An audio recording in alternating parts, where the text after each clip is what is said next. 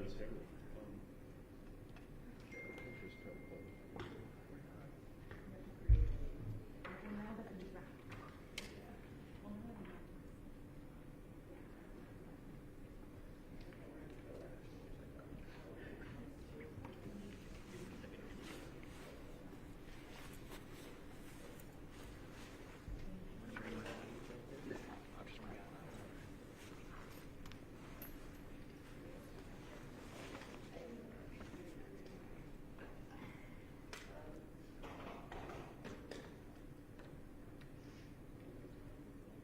You want? That'd be terrific. Thank you.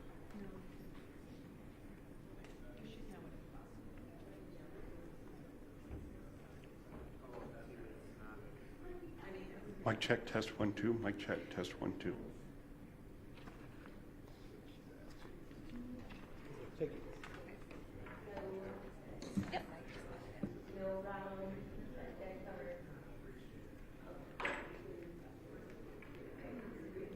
You good?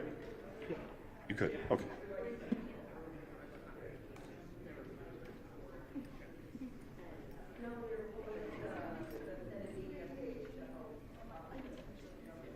Go up.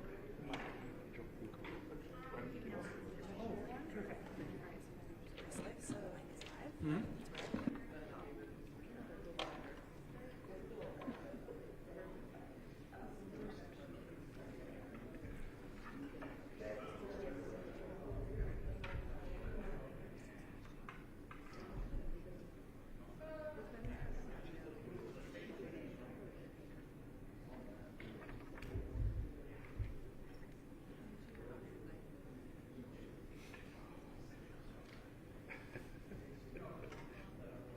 Audio and video, right? Okay.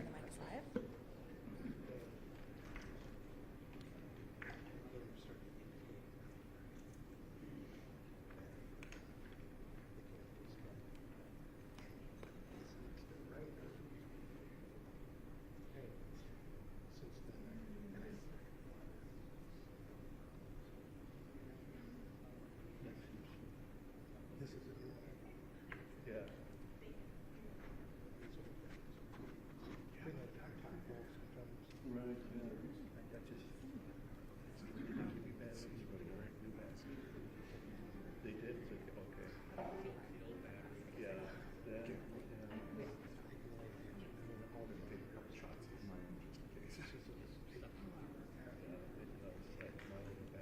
Working, but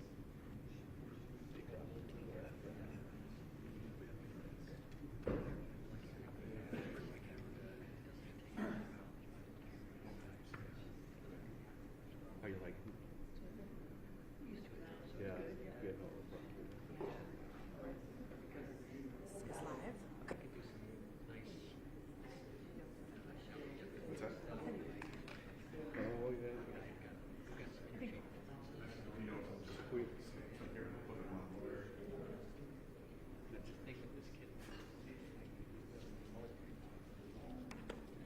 Right. Everything.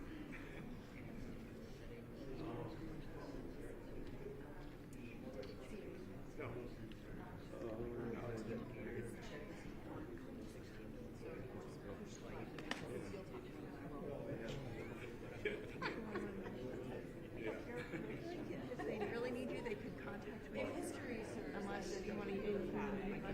History is always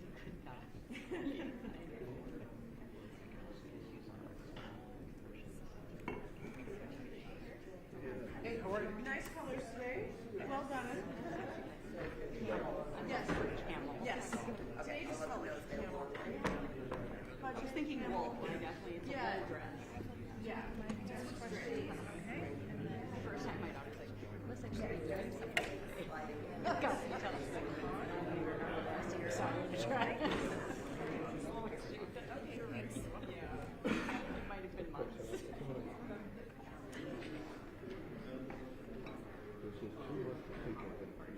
I'm going to put it back down.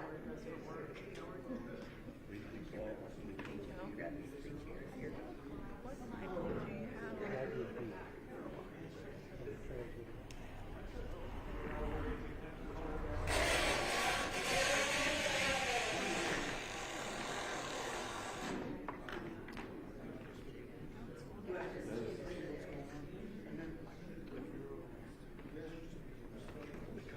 I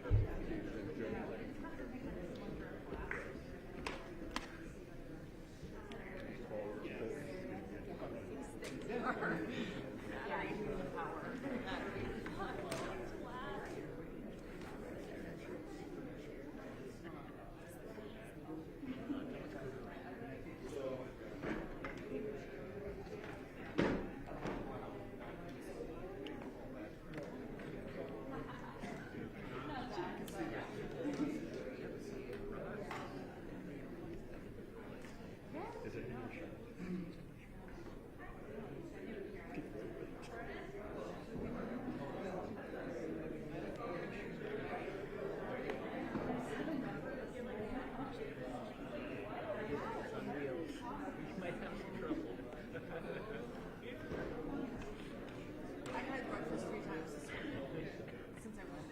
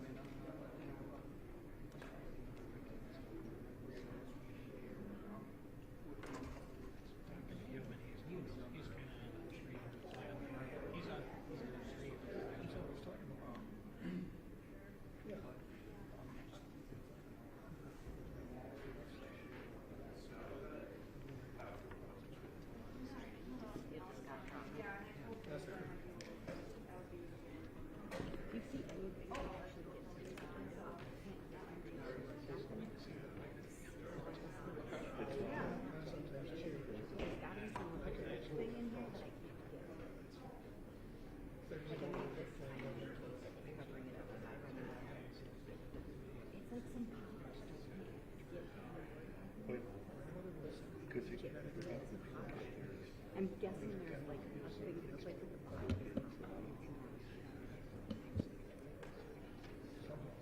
Usually better sometimes like take your I've tried to I push through both the lanes. It won't let me make it through. Isn't that weird? I thought I can't do it. Exactly. Yeah.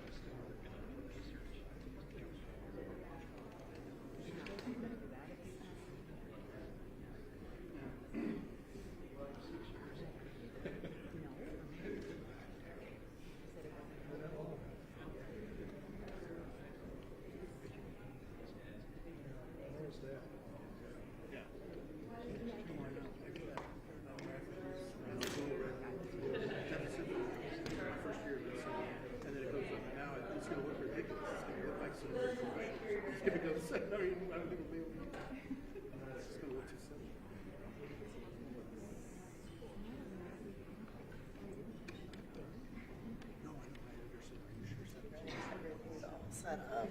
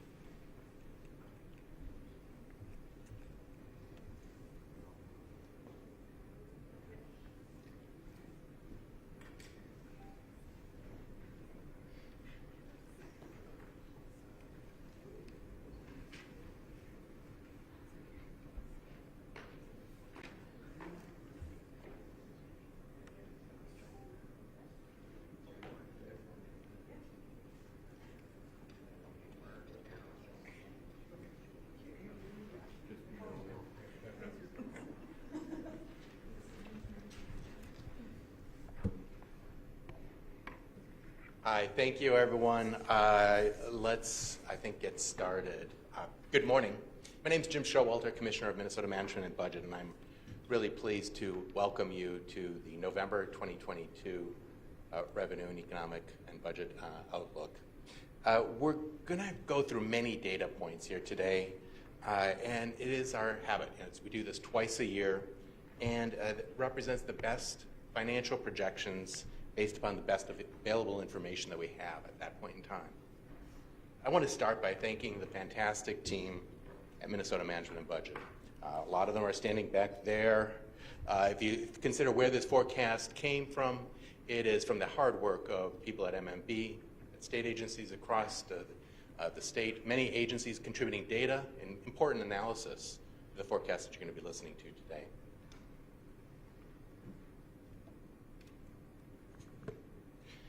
Many of you have been following the good news contained in our monthly revenue reports. For many months now, we've seen revenue collections exceed expectations.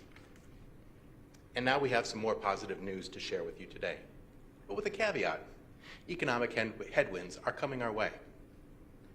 In this briefing, we'll talk about what led us to the largest projected balance in the history of Minnesota. But we'll also talk about inflation, talk about a mild recession. We'll even talk about slowing economic growth. COVID also isn't too far behind us. We've been in a period of flux, something Minnesotans know all too well. But at the level of the state budget, this forecast finds us settling into a little bit more normalcy after strong economic shocks have played out both on the national and the global level. So here's the key points from today's forecast. You're going to hear a lot of facts and figures today. It's a lot for anyone to take in. So some of the key points I want to make sure you take away from today's briefing. In the current biennium in 22 and 23, we continue to see strong revenue collections. On the expenditure side, we're now projecting less spending than previous session end of session estimates. Taken together, we anticipate an additional $5 billion will fall to the bottom line. The $5 billion, coupled with the $7 billion that we left session with, mean that we start the upcoming budget period with a balance of $12 billion. By the end of that budget period, that number is expected to grow by another $6 billion to the total of 18. As we take our first look at the long-term outlook that includes fiscal years 26 and 27, we continue to see structural surplus, meaning that revenues are expected to continue exceeding projected spending. And this is where a quick reminder is warranted. We always mention that our budget forecast does not include the impact of inflation. It's based on current law. Normally, that is not a big deal. Inflation is relatively low. But in today's forecast, it is important to take a look at those numbers. Structural balance looks much different if you include any estimate of the impact of inflation. And by different, I mean smaller. So before we dive into the detail, I want to unpack that $18 billion balance that we're projecting for fiscal years 24 and 25. On this graphic, you get sort of the simplest, highest level look at where we're at with this budget. I'm going to unpack a couple of budgetary concepts first. One is projected balance. What does that mean? It is really two pieces. The first is the amount available or left over from previous years. We commonly refer to that as carry forward. The second part is what's generated, the money generated in that budget period. That number is what we get when we subtract anticipated spending from anticipated revenues. Piece those two together, you get the projected balance. So on this graph, you see where we were and where we anticipate going in this forecast. On the left-hand side, you see the end of the most recent legislative session. We estimated that we'd have about $7 billion in carry forward from the 22-23 biennium. We also expected to generate another $5 billion in the 24-25 biennium. Add those together, we had a starting point for this forecast of $12 billion, an unusually large number. On the right-hand side, you'll see what this forecast adds to that set of figures. We expect the carry forward to be $5 billion more than previously estimated. So that makes the carry forward $12 billion instead of $7 billion. The forecast also anticipates small growth in that structural number, going to $6 billion instead of $5 billion. Combine those two parts and you'll see that we're projecting $18 billion over the period 24 and 25. That's an incredible balance any way you look at it. And also hiding in plain sight is a very important consideration. Most of the forecast changes carry forward, meaning that $12 billion of the 18 is one-time money. On this slide, we go a little bit further into the forecast summary, giving you a little bit more detail on some of the numbers that we're going to go into in further detail. In the current biennium in 22 and 23, what we're predicting revenues to change by $3.3 billion in the current biennium. Spending is anticipated to decrease by $1.5 billion. Add those two together, you see the change of $4.5 billion, $4.6 billion for this period. That rolls over and starts into the 24 and 25 bienniums, where you see the beginning balance being larger. There continue to be positive revenue stories and lower spending in the next biennium, but you'll see that they're smaller than what you saw in 22 and 23. We'll talk about that because those changes are not nearly as significant as they were in prior years. Together, we see a forecast change of $5.5 billion, and the total estimated balance available for 24 and 25 being $17.6 billion. So with that overview, I'm going to turn it over to Dr. Kolumbakidis to walk through the economic and revenue outlook for the state of Minnesota.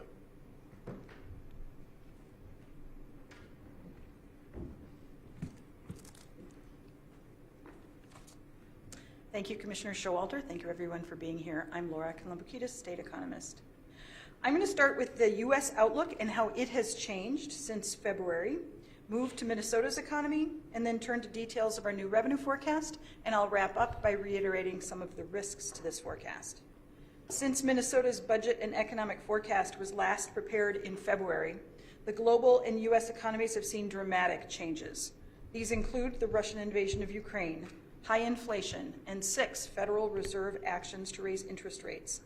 As a result of these factors, the outlook for U.S. real GDP growth has weakened. Minnesota's macroeconomic consultant, IHS, now expects tighter financial conditions to weaken investment in interest rate sensitive sectors, such as housing, inducing a mild 3-quarter investment-driven recession beginning at the end of this year.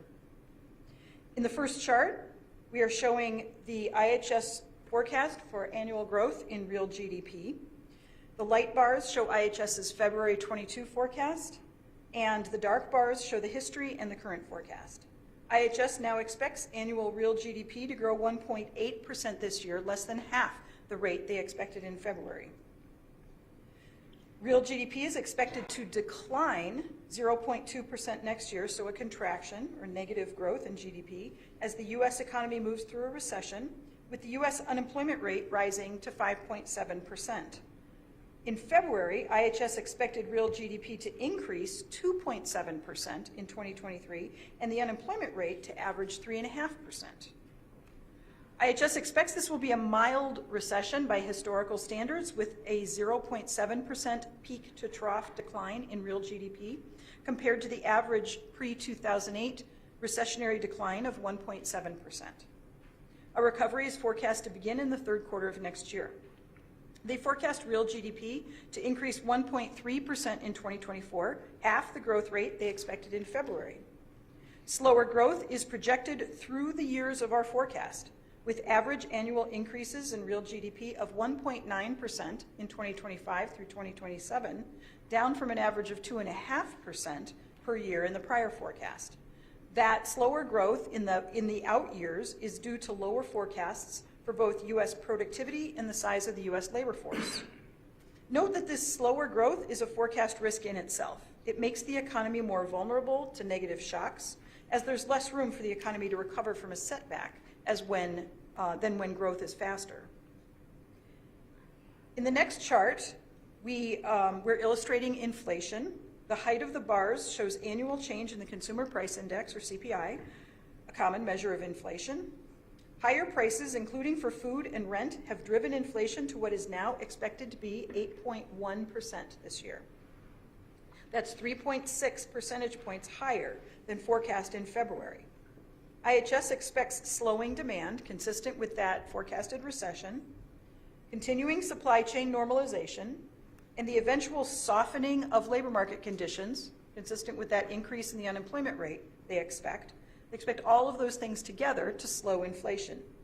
They forecast CPI inflation to fall to 4.3% in 2023, 2.7% in 2024, and then average 2.2% per year in 25 through 27. This chart shows the level of the federal funds interest rate, which the Federal Reserve adjusts in their monetary policy actions. The solid line shows the history. The dotted line shows IHS's February forecast, and the dashed line shows their current expected path. So in response to that higher inflation we just mentioned, the Federal Reserve has raised this rate 6 times this year, including the last 4 increases being 75 basis point so-called jumbo increases. This is a significant acceleration from the path IHS forecast in February. IHS now expects the Fed to raise its policy rate to just below 5% by March of 23, reverse course in the spring of 24, and bring the rate below 3% in 25. This is consistent with their expectation that inflation will settle after 2024. In this forecast, higher interest rates slow business investment, and they slow residential investment or housing investment, and you'll see that reflected in our revenue forecast, in the forecasts for taxes that are tied to the housing market. And the higher interest rates also raise the return on Minnesota's general fund cash balances, which you will also see in the revenue forecast. Moving to the U.S. labor market, in this chart, the height of the bars shows annual growth in U.S. total wage and salary income. So this is a value that can increase if more people are working or if average wages per worker are going up, or both, and it's nominal. This means it can be boosted by inflation. IHS expects the economic slowdown to moderate the U.S. labor market. They forecast U.S. nominal wage income growth of 8.8% in 2022, a 0.6 percentage point decrease from the February forecast. The forecast for wage and salary income has been lowered for 23 and 24 to 4.0 and 4.1% respectively. This occurs as the U.S. unemployment rate is expected to rise to 5.7% next year and stay above 4.5% through 2026. Moving to Minnesota's labor market, this chart shows the official unemployment rate for Minnesota in the dark line and the U.S. in the light blue line. Minnesota has one of the tightest labor markets in the country. As of October, the unemployment rate was 2.1%, the lowest among states, and 1.6 percentage points below the U.S. rate. The unemployment rate does not capture Minnesotans that have left the labor force, including retirements or those staying home to take care of children. Since the onset of the pandemic in February of 2020, Minnesota's labor force has fallen by 92,000, and the state's labor force participation rate has declined 2.8 percentage points. Despite that decline, at 68%, Minnesota's labor force participation rate remains high relative to the United States. It's 5.8 percentage points above the U.S., and it's the 5th highest among U.S. states. There's strong demand for workers across the state, and there's low unemployment. So we now have only about 4 unemployed job seekers for every 10 job openings. This means that there's less slack in Minnesota's labor market compared to other parts of the country. This chart shows the annual change in Minnesota employment, or the annual change in the number of people in jobs in the state. The dark bars show the history and our current MMB's current forecast, and the light bars show what we expected in February. Looking at the light bars, note that even in the February forecast, we were expecting slowing employment growth as tight labor supply limited Minnesota's employers' ability to add jobs. So we were forecasting growth of 3.4% this year down to 1.5% next year. Now, with a mild U.S. recession in the forecast, Minnesota employment growth is expected to slow further. We expect job gains to decelerate from 3.1% in 22 to 0.3% in 23, 1.2 percentage points slower than forecast in February. We expect employment to remain flat over 2024 as workers who lose jobs are picked up by other employers, netting zero change over the course of the year, and then growth returns in 2025. Moving now to the revenue forecast. The first two columns of the table show our current forecast for the current biennium and the forecast change since February. And the second two columns show the same thing for the next biennium. As you heard from Commissioner Showalter, since February, general fund receipts have significantly exceeded our forecast. The tax receipts at the close of fiscal year 22 were $2.9 billion ahead of our forecast, and so far in fiscal year 23, they're $415 million ahead of our forecast. So that additional or higher than forecast revenue raises the revenue forecast for the current biennium. Looking at the subtotal tax revenue line, total tax revenues for the current biennium are now forecast to be $2.7 billion more than the February forecast. We've raised the forecasts for the three largest tax types. Moving to the next biennium, but still focusing on that subtotal line for tax revenues, total tax revenues for the next biennium are now forecast to be $288 million less than the February forecast. Lower forecast for individual income and other tax revenue offsets higher forecasts for sales and corporate taxes. The impact of the expected economic slowdown is seen in the FY 24-25 forecast for individual income tax receipts, which are now expected to be $975 million less than we projected in February. This change is primarily driven by lower assumed wage income, so consistent with that lower U.S. wage forecast that I mentioned, and lower forecast growth in non-wage income. In addition, higher inflation increases the amount by which Minnesota income tax brackets are expanded. That has the effect of lowering the income tax forecast in the next biennium. For both the sales and corporate taxes, a higher base from the increased fiscal year 22-23 forecast more than offsets lower forecasts for growth in corporate profits and taxable sales. The corporate tax is projected to generate $832 million more in revenue than the prior estimate. While we have raised the forecast since February, again because of a higher starting point from the prior biennium forecast, the new forecast actually represents a decline in expected corporate receipts from fiscal years 22-23 to fiscal years 24-25. So in February we were expecting, in fiscal year 22-23, we're expecting $5.2 billion in corporate franchise tax, and in the next biennium, we're expecting about $4.5 billion. That occurs as the lower economic forecast creates drag on the corporate sector. Now, looking at the line for all other revenue, looking at the line for other tax revenue, among the other tax revenue, the deed transfer and mortgage taxes are both expected to generate less revenue than we forecast in February. This is due to lower refinancing and home sale activity stemming from higher mortgage interest rates. Now, in the table, we've separated out all other revenue from the tax revenue to show that the sources for all other revenues are now expected to generate significantly more in both biennia than in our February forecast. $564 million in the current biennium, $564 more in the current biennium, and $698 million more in the next biennium. This change is primarily due to an increased forecast for investment income, the return the state earns on its cash balances, including the budget reserve. Higher expected interest rates that we already talked about and larger cash balances drive this forecast change. So let me finish by reiterating some of the risks to this forecast. Inflation poses the most prominent near-term downside risk.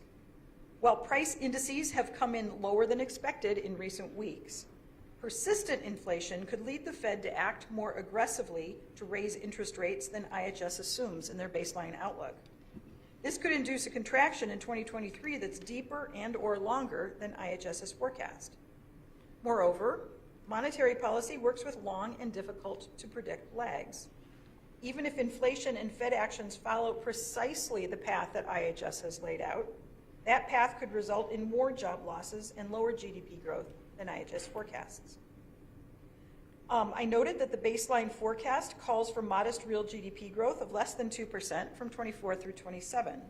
This slow growth leaves the economy vulnerable to negative shocks, such as worsening geopolitical conflicts and financial market volatility, which could cause growth in the planning estimate years to underperform our expectations. The corporate sector and financial markets are volatile and they're dynamic, and in recent years they have not always behaved in predictable ways.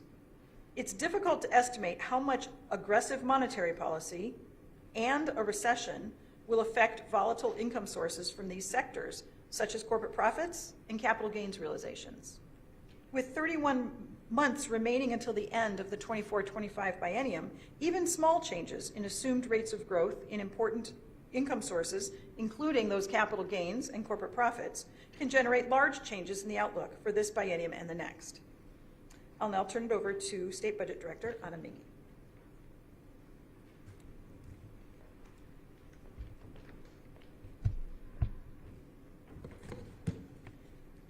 Good afternoon. I'm Anna Mingy, State Budget Director with Minnesota Management and Budget. Thank you, Dr. Kolumbakidis. I'd like to move us now to look at changes in the state expenditure forecast.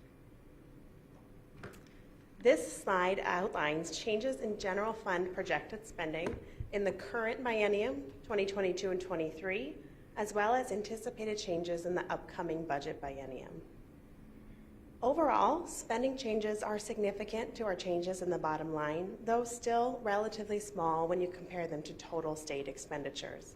We are expecting about a 2.9% reduction in the current biennium and 1.1% reduction in the next biennium. So let's look first at those first two columns of numbers under fiscal years 2022 and 2023. E12 education, the first row, is our largest area of the state budget. It's projected to reach $20.2 billion this biennium, which is a $280 million reduction from previous estimates. This reduction is primarily a result of fewer than expected students, which I will discuss in greater detail on the next slide. Moving to the next line, Health and Human Services spending is expected to reach just over $15 billion, a $1.1 billion reduction from previous estimates. This reduction is largely the result of additional federal Medicaid funds due to the extension of the federal public health emergency. But the savings on this line also reflect higher anticipated rebate payments from prescription drug manufacturers, as well as lower than expected managed care rates for our medical assistance enrollees.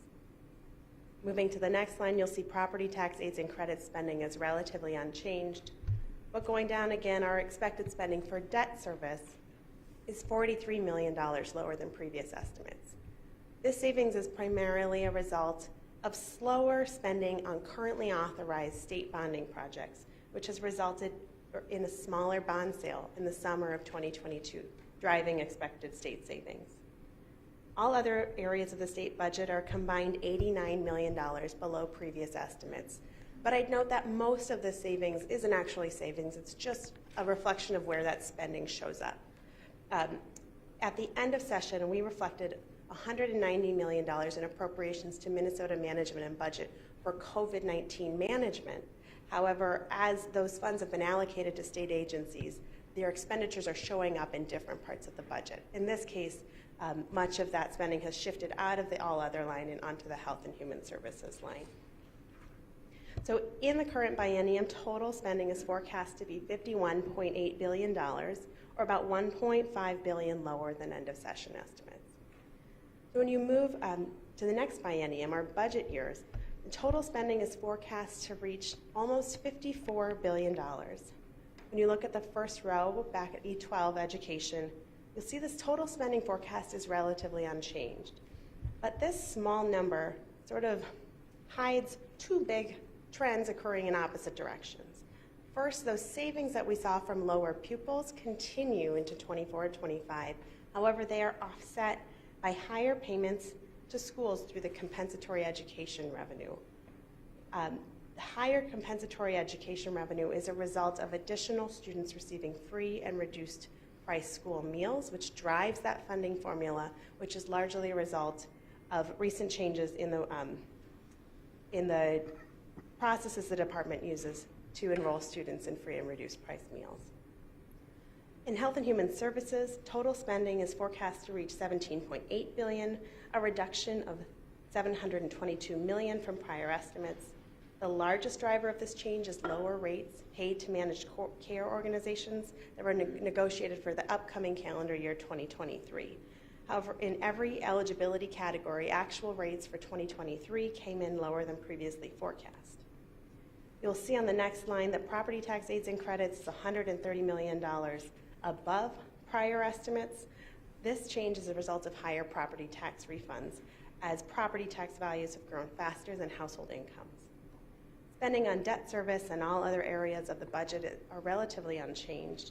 So in total, these changes add up to a $600 million reduction in state general fund spending in the budget biennium.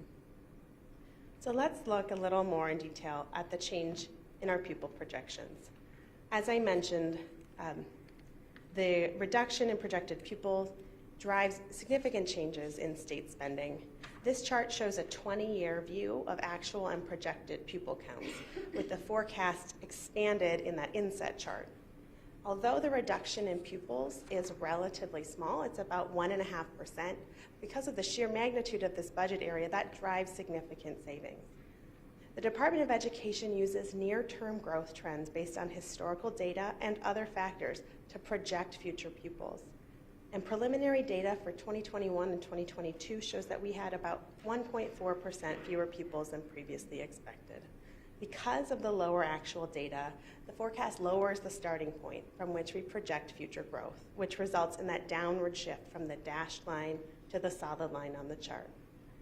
But you may notice that in addition to that change from the previous forecast, the forecast just reflects year-over-year declines in anticipated future pupils driven by declining birth rates.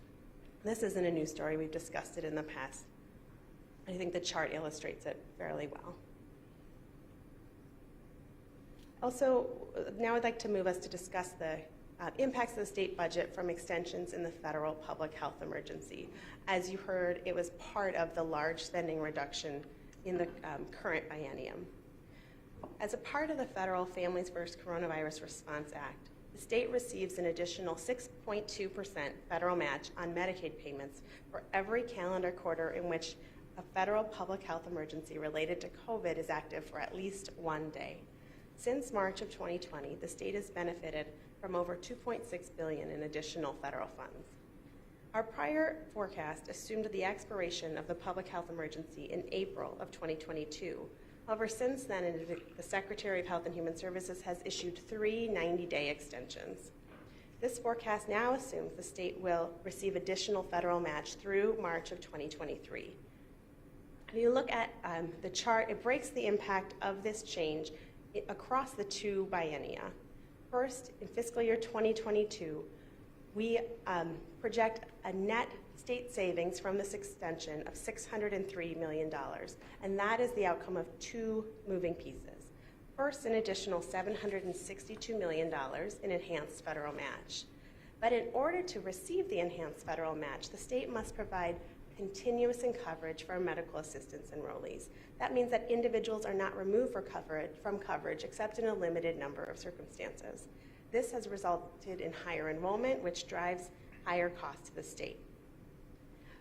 But when you look at the following biennium, we continue to see slightly higher caseload as the state returns to normalcy and works through a 14-month renewal process, which drives about $100 million in additional state costs. However, there is not additional federal revenue in the next biennium to offset those costs. So on net, across the 4-year time period, the 3-quarter extension results in a state savings of about $500 million. However, the savings are not ongoing, and they're concentrated in the first biennium. Now I will turn it back to Commissioner Showalter.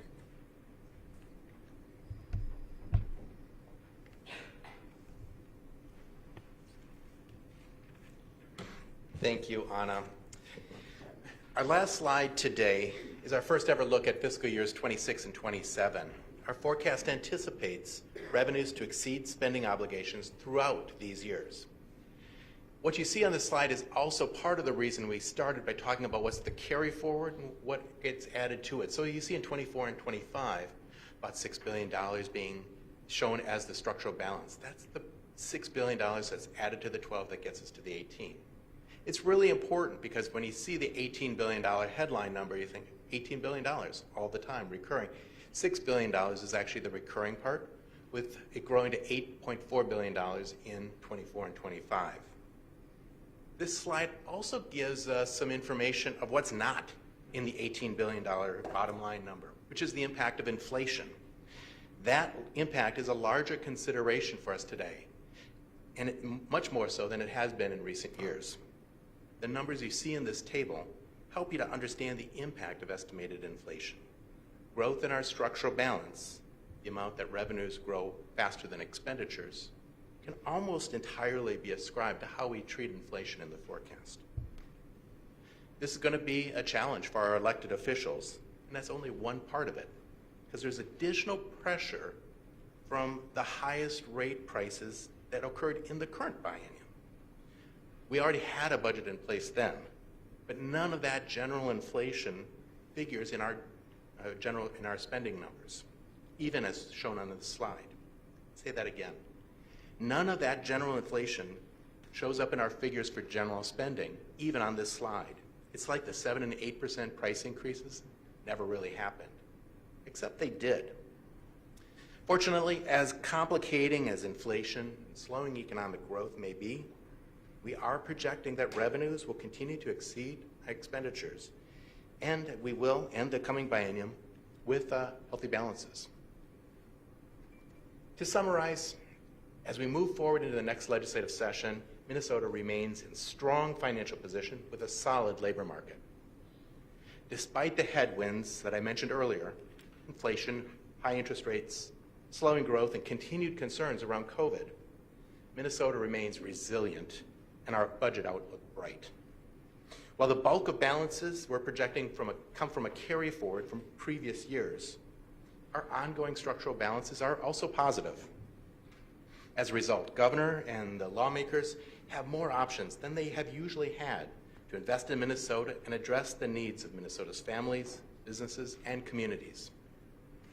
We will produce another forecast in February to ensure that our elected officials continue to have up-to-date information to aid in their decision-making this session. And that concludes our presentation today. At this point, I'd be happy to take any questions. Commissioner, does this prove inflation should go back into forecasts? It was removed. Should it be back in? Thank you for the question. Whether inflation should be in the forecast, it's a standing comment by the Council of Economic Advisors that inflation should be in part in the forecast. It's certainly been a comment that we've had from this podium for myself and others over the years. I'll let the lawmakers and elected officials comment on that. But I think the key thing I want you to see is it's an important consideration we need to talk about because it is a driving factor behind both the structural balance and why it's there, and also some of the pressures. $18 billion sounds like a tremendously large balance. It does. Yet, we know that there's plenty of families, there's plenty of industries, there's plenty of needs out there because inflation has eaten away at some of the ability to run programs and to help people over the last couple of years. Commissioner, just because you're not to put it in the forecast, inflation, that doesn't stop you or the governor from presenting budgets that put some inflation factors into the appropriations. And you've had that opportunity in the past, haven't you? That is correct. The question is, we have the opportunity to put inflation literally into the program statutes, and that's correct because ultimately there's a system. This forecast, as I mentioned at the beginning, is taking current law and adding to it the understanding of the current law programs, revenues, and economic information so that legislators and the governor have the best information to make those decisions. And they need some latitude as to what are those decisions, where to allocate resources, how to use that projected balance. So however we define the starting point, it's important to recognize that there's pressures and there's issues, whether they're inflationary or whether they're built into the program expenditures at the outset. Commissioner, I'm trying to understand the contrast between this big number, almost $18 billion, versus the trajectory that you're raising more caution about. Is it safe to say that much or most of this projected surplus is based on past results that's already in the bank? And I think you said $6 billion is the amount that we can expect will kind of carry forward year after year. Ryan, that was perfect. Yes, the vast majority of the surplus today is coming from prior years. $12 billion of the $18 billion projected surplus is coming from previous year activities, previous tax years. As a result, that's great news. It's a great resource to start the budget period from. Much of that was available even last session. Going forward, we also have more good news with structural surplus, but as you said, it is much smaller than the balance that's rolling forward. Let's see, the term recession was used, a mild recession is forecast here. Can you talk about that in light of the burgeoning reserves? They look huge. Are these record reserves as well, too? Regarding the recession and reserves, the reserves, also known as the rainy day fund, are kind of shock absorbers in the financial world to make sure that when our estimates are off, when the economy turns in between decisions and budget periods, that we have the ability to sustain what we're already got in current law. Our reserves are at record levels. They are adjusted on a regular basis based upon current law and the projected size of the revenues and the risks that are associated with our revenue estimates.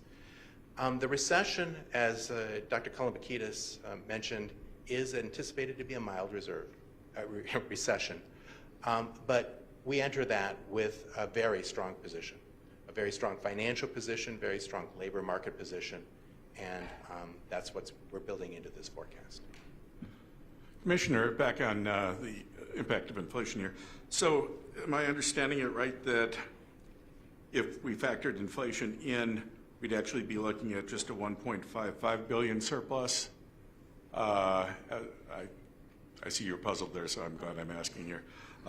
Or help me understand just the numbers that you had on that last slide showing the impact of inflation. Gotcha. What the surplus would actually be if we were fully accounting for inflation. Thank you. Yes, I shouldn't play poker. I appreciate the question.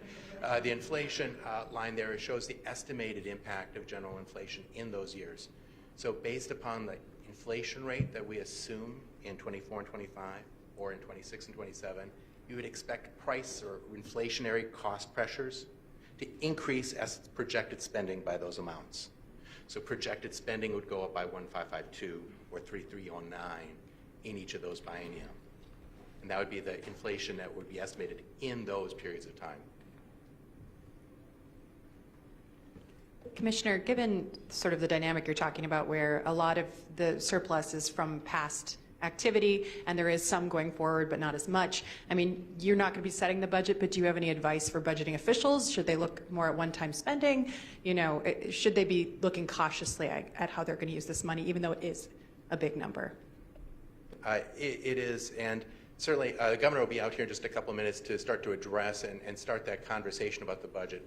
I think, you know, from our perspective, obviously, you know, we always look long-term. That's why the state has a 4-year planning horizon, to make sure that we're not overcommitting and we're able to sustain our promises. One of the most important economic factors that we have right now is the tightness in our labor supply, the ability to really sustain our economic momentum. And I think things that we can do to make sure that we can do that, to keep people in jobs, to help families to keep going, is a really important consideration so that we go through this recession as lightly as possible. Would you help with a couple of points of clarity here? First of all, the $12 billion of carry forward, how much of that is in the bank? already? Question is, how much of the $12 billion is in the bank already? I don't have a precise number. I'm looking at the budget director in case there is a precise number, but you can, right now we have balances that are in this neighborhood. So I think for purposes of discussing it, I would consider this to be a very reasonable figure of what's in the bank coming into this budget. The 12 billion? Yeah. Okay. And then the second point of clarity is this, back on the inflation numbers for 24, 25. So we should subtract out the $1.55 billion impact of inflation from the 6 if we were to, okay. Exactly. You're nodding, so yeah. Okay, thanks. Commissioner, could you or any of the smart folks you brought with you tell us if you can recall a 5-year window that had a structural positive balance? Is that unprecedented that you looked out 5 years with positive numbers? Certainly not unprecedented. I'm checking if, Well, usually when the out years, you've got deficits, you know, in the out budget, at least the first out budget or the 2 out budgets. There's often, which was one reason why inflation was such a big issue. People would say, hey, yeah, we've got a surplus right now, but if you go out next budget or the budget after that, you're in a deficit situation. Here you've got 5 years with positive? I think let's follow up after this is over because I don't think that's unprecedented. Pretty sure it's not, but we'll go through the archives and make sure. Commissioner, my standard question, what's our state debt capacity? And based on the fact that we didn't have a bonding bill last year, where are we at? The debt capacity report is a great question. One of the documents you're going to find on our website, there's a number of supplemental materials that I really would encourage you to take a look at because even though I kept on talking about a couple of high-level things, there's a lot of sub-stories inside of it, one of which is the debt capacity. The outlook is pretty much unchanged from previous forecasts. Total debt capacity is guided by 3 different guidelines. If you were to stay within all 3 of them, you could bond up to $2.2 billion. Am I reading this correctly, that the 26-27 surplus is going to be $8.4 billion? Is that number? Okay. Question for Dr. K, real quick.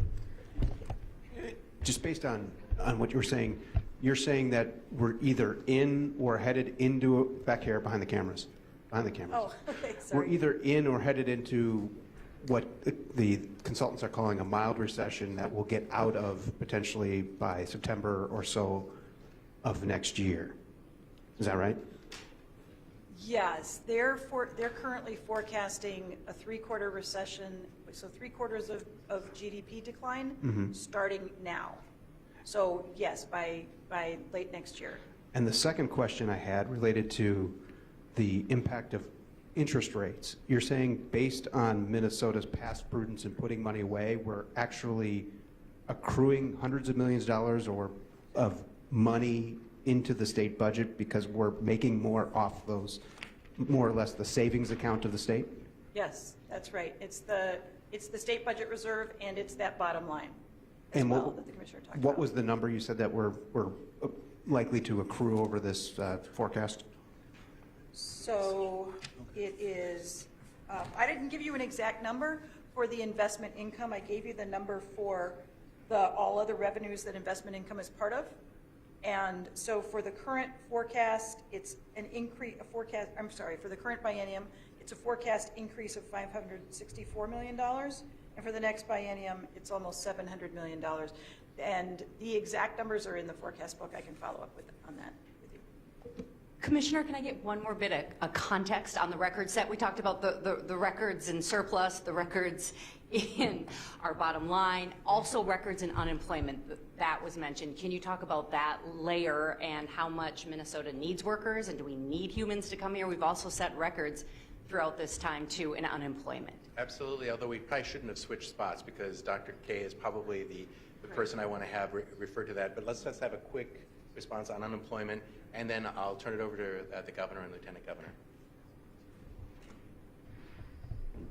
So obviously there's a lot of things about the economy that are uncertain right now, but one thing that we know for certain is that we need more workers in Minnesota, that we have a tight labor supply and extraordinarily low unemployment. And so, policies that can remove barriers to people working, continuing working, creativity on the part of employers to search out those pockets of unemployment that we still have, looking to populations they may have overlooked. Those are all things that can help us thrive through this period. All right. Thank you, everyone. I would like to welcome Governor Walz, Lieutenant Governor Flanagan, for remarks.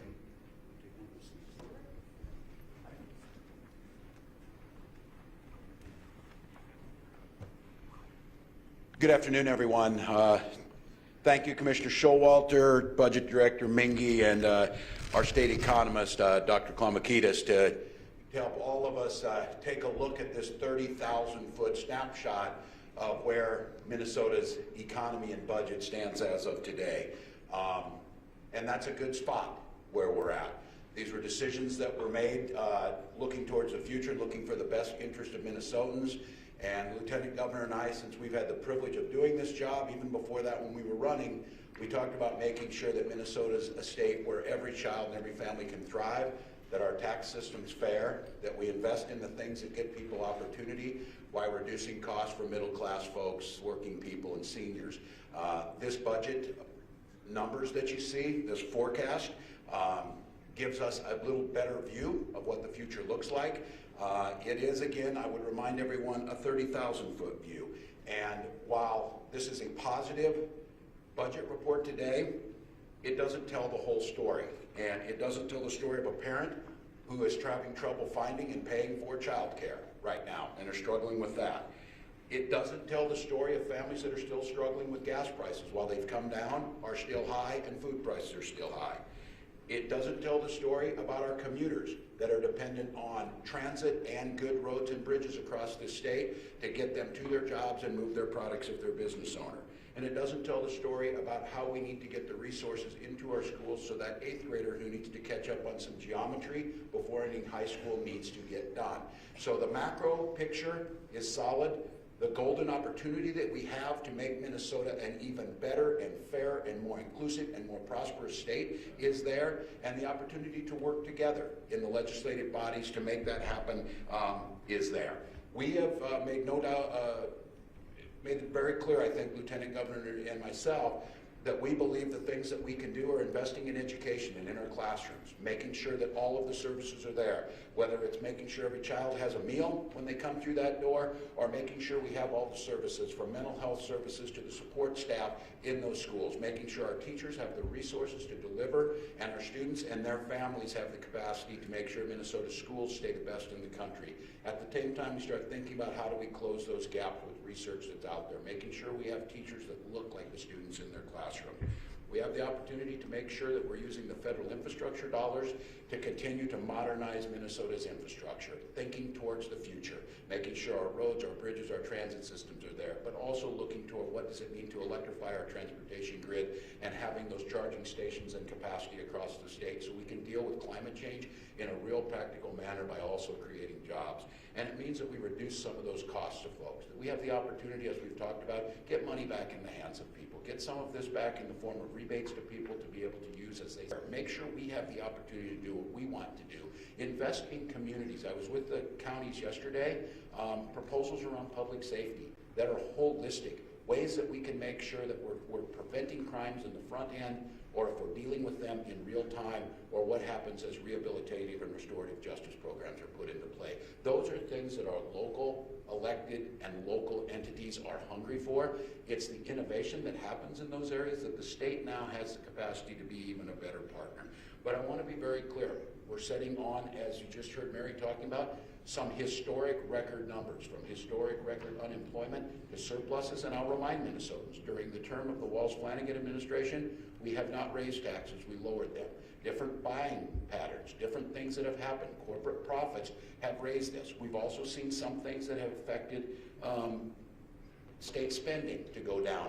And I think when Minnesotans are saying we need to align revenues with spending to have the best impact that we can measure and get results for Minnesotans, that's exactly the way I think all of us are looking at this. That's exactly what we should be doing. And this gives us a historic opportunity to maybe realign some of those things, but keeping in mind A state like Minnesota with a diverse economy, the fifth most diverse, with historic low unemployment rates, with historically high labor participation rates compared to the rest of the country, with innovation in job growth, with moving to address things like climate change and inequities inside our systems. All of those things positions us as well as any other state for us to be an attractive place to say, this is where I want to raise my family. This is a place I want to start my business. This is the place where I know my family can achieve what they want to achieve. So I want to give a big thank you to Minnesota's workers who have endured some of the most turbulent times that we've seen, certainly in a generation, maybe potentially in our state's history. And not only did they endure it, they came out innovatively. Our business owners, the same thing. Our students, our teachers. And I'd like to add too, and it looks like we're in a good space to be able to talk about this, our nurses and our healthcare systems that reached a compromise to continue to deliver world-class healthcare to every single one of our Minnesotans. So I'm going to single out a couple of people that Lieutenant Governor and I had the privilege over the last few weeks, and we were out on the campaign trail. There's a young woman named Chow Trong in Northfield. She's a full-time college student. During the pandemic, she also started her own business and is hiring and building her community in Northfield. Those are the decisions that were made and the type of visions that was made that added to this budget surplus and the outlook for Minnesota's economy looking so bright. Arhelene up in the Iron Range, the #1 producer of solar panels in North America. Minnesota is going to be a leader in addressing climate change and the creation of green jobs, and that is going to bring more economic prosperity. And instead of trying to figure out how to cut the pie even further, we expand the pie to reduce the cost on individuals and open up opportunities. We are well positioned to do that. Or an entrepreneur like Shawnee Grigsby, who started Flava Coffee in St. Paul, not only seeing that as an economic opportunity, but a bridge to bridge some of the inequities that we have and bring cultural differences to the forefront so that we can address those and make sure that Minnesota, when we talk about a place to be successful, every single Minnesotan sees and hears that meant to them, that they are not excluded. So I'm excited about this. Now's the time to lower costs for families. Now's the time to reduce and get some money back in their pockets. Now's the time to make sure that those classrooms are funded with the things that they need to do to make our kids the best qualified workforce in the world and the best opportunity for individuals to thrive. So Lieutenant Governor and I are excited about this. We're excited about the work that will happen now.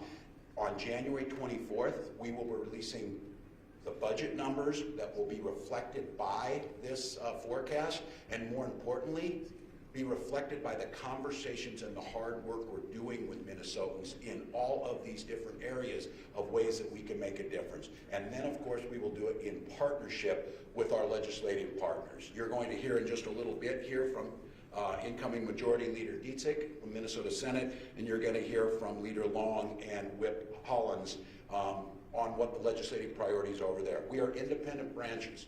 We share many of the same values, but we need to work together to make sure Minnesotans are reflected. And that includes working with the minorities in the House and Senate to make sure that all Minnesotans feel that they're a part of this. There's golden opportunities for us to do things on so many fronts, also including a bonding bill, which will have projects like the Dilworth Fire Hall in it. We walked away from a deal that would have made a difference in Minnesotans' lives in May. I hope the lesson that we all take from that is, when we reach a compromise deal that improves Minnesotans' life, my pro tip of the day is take it. Take it and do what's right for Minnesota, and good politics will follow that. Today, our administration, along with our partners in the House and Senate, make that commitment that we need to make sure government works for people, make sure it makes their life easier, make sure it keeps public safety as a forefront, public education at the heart, making sure the tax system is fair and reduce costs on their family, and making sure we look to the future and understand that when we do budgets, we need to talk about inflation not when it's 8.1%, but when it's year in and year out at 2%. To do budgets without talking about inflation is simply disingenuous. I stood in front of you clear back in 2018 before we were even inaugurated or sworn in when we did our first November budget forecast, and we talked about the need to start addressing honestly around inflationary costs in state budgets, and I hope that's a topic that we can bring up. And I would close before I get some some questions from all of you. The continuing strive to make sure that we are as efficient as we can possibly be, make sure that we're good stewards of taxpayer dollars, but we use new ways to find better and more innovative ways to deliver services more collaboratively. And I've said this for the last 3 years. The one silver lining that came out of COVID was it forced state government to break down some of our silos, to re-envision how we can work better together, and doing that with our private sector partners and our nonprofit partners. That gives Minnesota well positioned. We're not looking at having to reinvent the wheel, but we should be looking to make a more efficient wheel. We should be looking at ways that we can make that wheel work better for the folks who are out there, and think about what is that future horizon going to look like, and use this budget time. I'd like to think that at some point in time, some of these positive changes we can make, that we use this budget surplus and this budgetary environment and the post-COVID changes to create a more inclusive, a healthier, a more nimble Minnesota economy and state government. With that, Lieutenant Governor will take some questions. Governor, what about inflation? Inflation is real in the economy. You say It's real. It's not in the forecast, though. Past lawmakers, past governors have had inflation. Is it time for that to return to the budget forecasting process? Yeah, and I brought this up, and again, this is going to be working with our partners. I've always said I make it sense, and trust me, I'm not naive in this. It's hard to do, but I don't think we can pass surplus, because it's frustrating to the public too. It's frustrating to folks who see this. Well, we gave a 1.9% increase to education. Well, if real inflation that year was 2.1%, there wasn't seeing an increase, and the public is going, why do they keep asking for money? So I think we're taking very seriously in the buying power. It's when we talk about things like local government sales tax issues for projects they're doing. When we remove those, that's a real impact for some of those folks, because if we're thinking right now projects that are out there, we were screaming on bonding bills, let's bond why we can get great rates or whatever. The rates aren't as great now, but the projects are still going to go up in cost. So my commitment on this, and I think the conversation I want us to start having, is we need to budget and budget forecast with inflation as a part of it. And again, you saw the forecasts on this. I think it's probably, if history's any indication of this, we'll start to go back to those more traditional, stable 2% unemployment rates, over the next 18 months or so. But those are always going to be there. That's just the nature of things. I think we need to forecast for it, and I think we need to have the conversation on budgeting for it. That is not government on autopilot. That is just honest budgeting. So I hope that conversation can happen. Governor, I don't want to raise a sore subject, but you had a deal. Of course you do. You know that. You had the 4-4-4 Yes. Agreement, and that just sort of was a framing where you had 1/3, 1/3, 1/3. Yeah. Do you have any similar ratios in your brain as you start to produce your budget for using this surplus? It is a good question.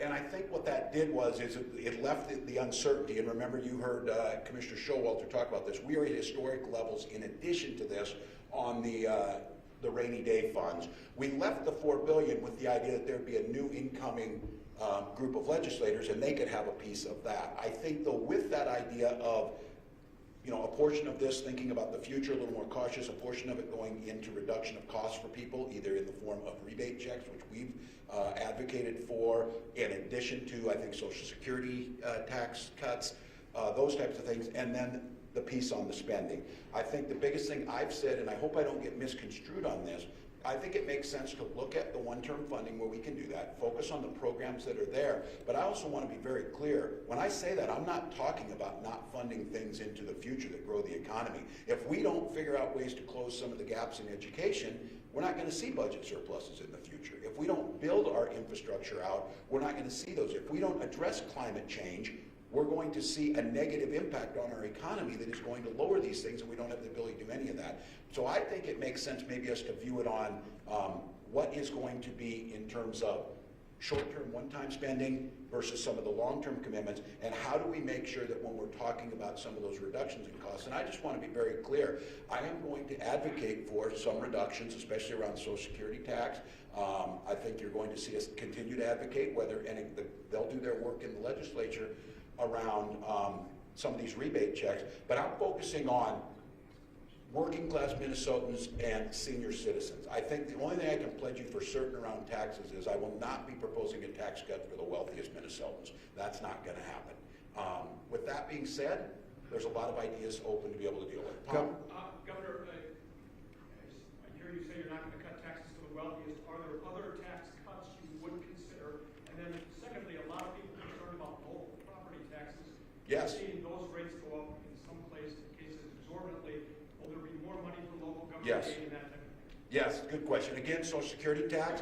And again, what I proposed is, and we'll have this conversation amongst the legislators or whatever, we proposed in 2019 cuts to the Social Security tax by raising that limit. I think we have about 55% of Social Security recipients pay no state tax in Minnesota. If we take that ceiling up further, I simply said, I don't know if the richest Minnesotans, billionaires, need a tax cut on Social Security, but we can have that conversation. The local property tax issue, again, that is a result on when you're seeing these levy increases, that is a direct result of us not doing the deal in May. That means schools are waiting for the money to go, local government aid, county program aid, and those things. And I am going to advocate again in our budget that we increase local government aid. We do the county program aid. It's an effective way. Counties especially are delivering a lot around the human services. If we're addressing the infrastructure needs using the federal money of the bipartisan infrastructure bill, and we're making sure we're getting money out in the form of public safety, whether that be grants to community programs or for more policing, all of those things reduce costs on local governments of necessities that they have to deliver. And I've said this time and time again, folks who come to St. Paul and vote against any type of investments and then crow about their fiscally conservative need to go back and stand in front of their county commissioners and their city councils who have to plow the roads, who have to educate the children, who have to deliver services. And I think that's why you're seeing that. So I would make the case to all of those entities out there, this is a golden opportunity to reduce property taxes, and it goes back to what we've been talking about. That is a direct impact of savings to middle-class families that will have more money in their pocket to weather some of these inflation. Just as a quick follow-up, it sounds like you're backing off a little bit from total elimination of the Social Security income tax, especially for the wealthiest, and then also any other taxes you would consider. Well, we'll get into that. When we see what's out there, child tax credits, there's some of those things that I know are going to be proposed. Again, if it's impacting positively middle-class working people and seniors on board, and just to be clear, I'm making that case on the full elimination of the Social Security tax because, again, as you see this, as we get higher and higher in retirement income that people get, the impact of that Social Security tax is almost unnoticeable to the folks making that much. But it's part of the revenue stream that goes back into delivering for seniors. But I said it and I agreed to it in May that I was open to talk about that. That deal was not taken by Senate Republicans, so now we're going to have to renegotiate on it. I am open to renegotiating with them on it. Governor, you mentioned a couple times rebate checks. How big, how soon, and have you had conversations with your legislative leaders, the incoming leaders, about perhaps front-loading that? We have a little bit. We proposed $1,000 per person, $2,000 per family. I was open to that. I think we have discussed this. It's no secret that it was received lukewarmly, I think, over by both chambers and probably bipartisanly. But I still go back to this. If you want to reduce some of the costs for the short run and make an impact on families, especially those who really need it, it's one of the most effective ways. So we're going to propose it again. We are willing to work to see about maybe what some of those income limits were, if they wanted to see those change. But I think for most Minnesotans out there, and I always look at this and I tell my staff when I'm doing this, if my wife and I are teaching in Mankato, how would we hear this? And what we would want to see is there's a budget surplus. We would try and understand why that was. And then I think we would say is, well, they're going to fund education and they're going to try and reduce costs. They're going to do some infrastructure. Those are all things that we would obviously support. But I would think that there's two teachers sitting out there saying, you've got this budget surplus, return some of it back to us in some way. Make sure that it's getting back to us. So I'm open to hearing where that's at. We know that there are many ways you can reduce costs. I want to be clear. We had a great conversation last week. One of the ways you can reduce costs for working families while increasing labor participation rates is get child care under control and fund those and make sure that child care is accessible and affordable to all families. That's a major way to put money back. So I think when we talk about these things, there's going to be the universal deal that we come to, but I am still going to advocate for direct checks sent back to people. I think the starting point would be that $1,000, $2,000 per family to make a difference. I had a couple more. Go ahead. Eric. Governor, could you quantify what fully funding E12 means, and do you have a number in mind? Yeah, we will come with that when the legislature meets, but I think it's the biggest thing when we talk to people about this. When I've myself talk about fully funding, both as an educator and the parent of a a sophomore in Minnesota public schools, it's making sure that that student has the resources they need to be able to do what they need to get done and achieve their education. First of all, starting out, I think we're going to talk about that. We think we need to see universal meals, so this food insecurity issue is taken away. We know that we need to increase the number of mental health counselors that are there. Minnesota continues to rank near the bottom, and it's unacceptable. And then making sure those classroom teachers have what they need, and it's a diversified workforce.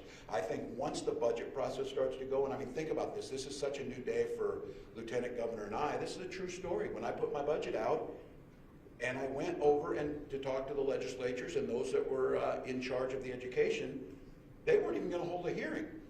And as it turned out, they gave us 5 minutes. They gave us 5 minutes to present our education budget on what we would try and do. This year, I think, is going to be a different story, where we can have experts that come in there, inform us on what that looks like, talk about what's effective, put in things that we can quantifiably measure what we're getting out of those investments, and come up with a number. So we will put a number on it by January 24th, but I would just say, I've worked in a legislative body where the committee process worked, and it is amazing what they're able to come up with. We don't claim to have all the answers. I think our legislative partners working together, that we will start to get that. Time for a couple more? Governor, in your... Yeah, go ahead. Governor, since you have a very close legislative majority in the Senate, what is there need for a bonding bill? Why don't you just do a direct spending bill on that question? Because as I said, I went to the counties yesterday. All the counties were there, all 87 tables.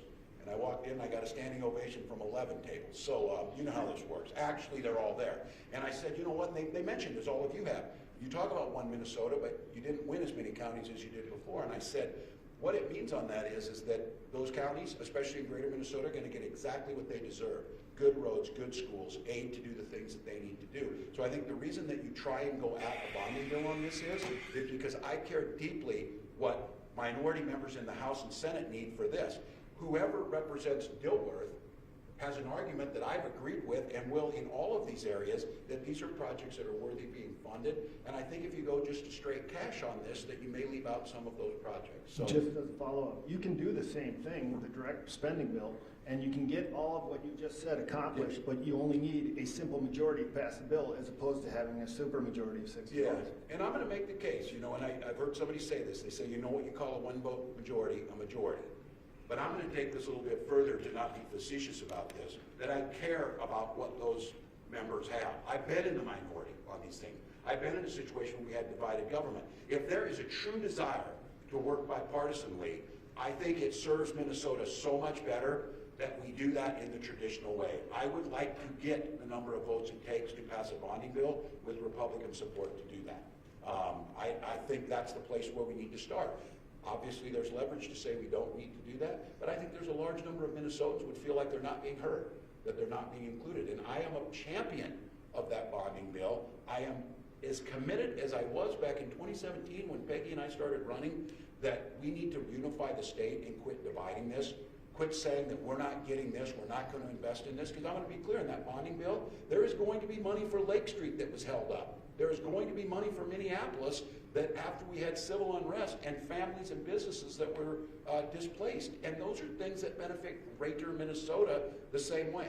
So we'll bring it back. I think we have time for one more. Governor, Governor, I was wondering if you, given the size of this surplus, do you feel that, can you characterize Minnesota's tax rates as too high? Are we collecting too much revenue because these surpluses are so high? Well, it's a fair question. I think listening to Dr. Klamakidis, is this an anomaly, a one-time, was this spending differences and federal infusion of money that caused some of this? I think we're always looking at ways that we can make sure the system is fair. I think most Minnesotans are willing to pay taxes if they feel like what they're getting for it makes sense, if they're getting a return on their dollar that makes sense. And I think this gives us a time to pause and reconfigure a little bit. That's why I'm very much open on this issue of Social Security tax. I think there's some child tax credits that we need to look at, and we've agreed before to tax cuts. We even agreed I believe in the 2019 budget to some more broader cuts that are in there. But I want to hear those conversations. I want to understand what the long-term effect of that is. I don't want to set up an imbalance or create a cliff.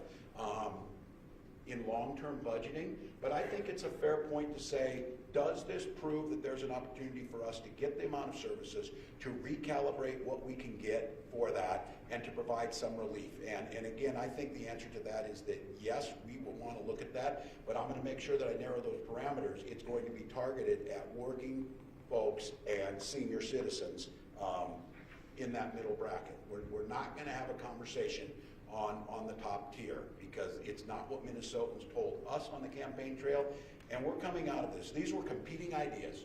These were competing ideas that were put in front of Minnesotans, and they chose to go with us on this. So I think when we go into a legislative session, I'm keeping that in mind. Final thoughts? Yeah, Governor, right over here to your left. In your first two budgets, you proposed some tax increases in some areas. Top tier, corporate tax, gas tax. Are you going to take a tax increase off the table in this next budget? No, the same thing I said when we first went in. I think until we look at the whole budget, I think it's disingenuous to go into this by closing doors. The only door I closed on this is I'm not going to give a cut at those top levels. That's not going to happen. But I do think we need to look at and have a conversation when we're looking, are there areas where tax decreases and balancing makes sense? But as we think about things, and I'm just going to, thank goodness the federal government did what they hadn't done in over 40 years. They passed an infrastructure bill. I do think we need to put Minnesota on a path to think about some of these long-term funding needs around either transportation, whether it's transit or roads and bridges, to understand long-term what that looks like. So we're not proposing that at this time, but I also think it'd be disingenuous to take it off the table, because we have a responsibility to put us in a long-term stable place. So. But Governor, if you want to pass paid leave, isn't that already saying that there's probably going to be a tax increase? I know previous proposals, it was like a over $1 billion program that would have been a bump to yeah, businesses. There were different mechanisms on how to do that. I do think, and we are certainly supportive as an administration of a paid family leave program, especially for our smaller employers and for all Minnesotans to be able to participate in that. We think those are the types of things that that grow the economy, that make Minnesota more appealing to folks. And that's why I want to be clear that we're not saying no, but I think once again, the benefit from that, and I think most Minnesotans certainly agreed with us on this, that a proposal to have a paid family leave program is very, very appealing, and in the long run, saves families money, doesn't make them choose between being with a newborn and being at work. They can do both. Anybody else? We have final ones? Governor, can I follow up quickly on that? Because you talked about things that make Minnesota more appealing. You heard the question earlier, not only do we have record surpluses, but record unemployment. We need people to come to this state to sustain the workforce. What do you see as what you're able to do to get more people to move here and work here? Yeah, well, I'm making the case, if you're a teacher in Florida, teach here. We allow you to teach. You're not going to hear mandates coming from the governor's office around your teaching. You're going to be able to do what our communities need you to do. I think it's making sure, again, that housing is affordable. I think we have to have a conversation, as we've said, around public safety and understand what that looks like in the long run. I think things like paid family leave and access to child care, protecting our natural resources and the ability for people to be able to enjoy those things, and continuing to make a diverse economy no matter where you come from, religion, race, ethnic background, that you feel welcome and safe in Minnesota.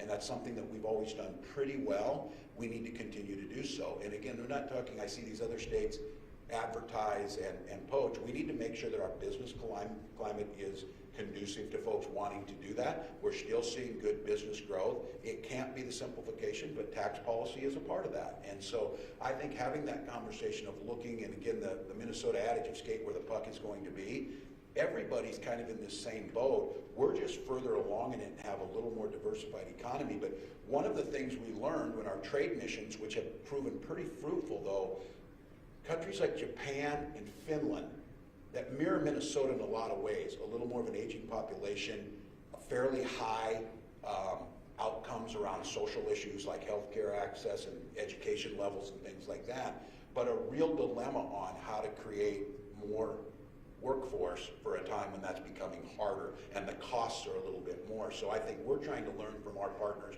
both here in other states, but also globally, ways we can make ourselves appealing. And I can tell you, in those trades, for example, in Finland, the Finnish leadership, all the way up to the president, was very clear. We're not going to be investing in states that aren't taking climate change and equity seriously. So as they're starting to look to states, and I think a lot of folks and companies are going to have to start to see this, if we're seeing state governments, run wars on, corporations over ideological differences, rather than creating a safe space where everybody's welcome here, Minnesota can do that well. And we're seeing that women's rights and women's choices on their own reproductive rights are going to be protected in Minnesota now. So as companies and businesses and families are thinking about relocating, those are things we can do. And then I think always staying welcoming to our immigrant and refugee community has been a big part of Minnesota's success story. Need to continue to focus to make sure that we do that right. So we had one more in the back.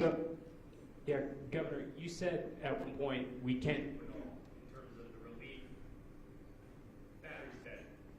You said that you, at one point, you believe you can do it all in terms of relief, whether it's rebates, taxes, spending.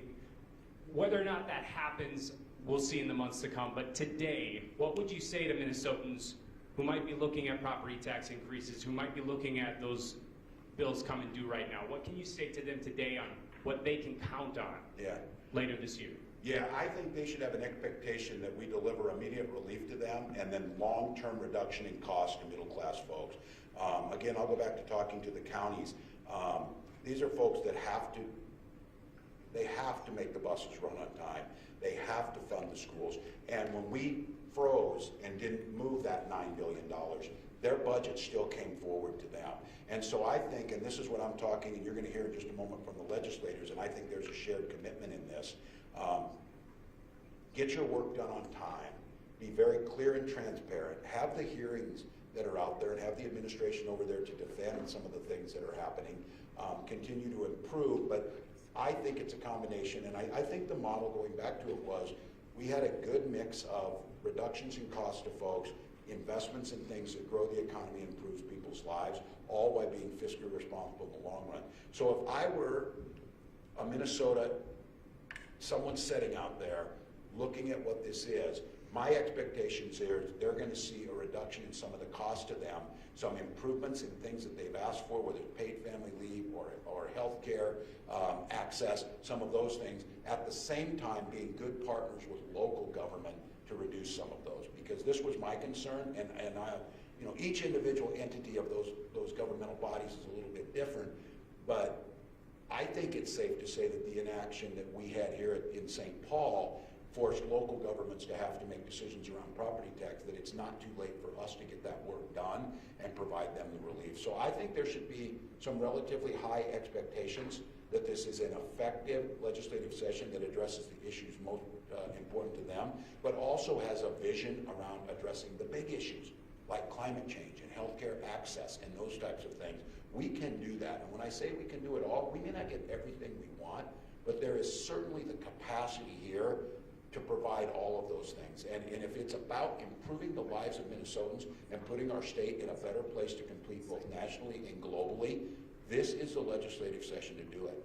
I know that that's not going to be without its challenges, and I know that the folks coming up next are an independent branch of governance that will work the will of their folks who all hold an election certificate, and we will work to find some compromise. So I'm grateful you're all here. I'm glad now. I think we're going to turn it over to incoming Majority Leader Dietzig, Majority Leader Long, and Whip Hollins are going to take some questions. Ready? Let's go. Thank you. Oh, and by the way, the Vikings are 10-2. Look at that. Pretty good day, and no strike. So good work.